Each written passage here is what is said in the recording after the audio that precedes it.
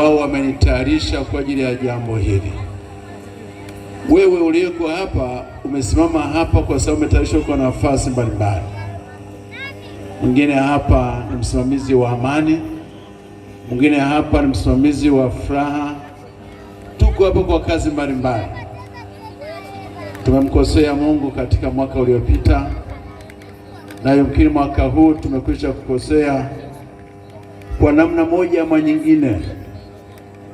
Kuna waliofanya makosa, kuna waliokoseshwa, na kuna waliofadhaika.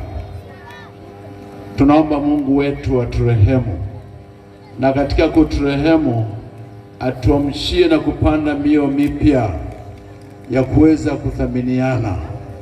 Maana tulipoteza amani, tulipoteza haki, wakati mwingine tukaanza kulaumiana. Lakini jambo tunaloshukuru, tuliona Watanzania jinsi ambavyo tumeshikamana katika kujua kwamba sisi ni wa baba mmoja, na kama ni wa baba mmoja lazima tujuliane na kuambiana habari za ukweli, kwamba katika hili Mungu akusaidia kusimama katika haki na katika kweli. Na tunaipataje?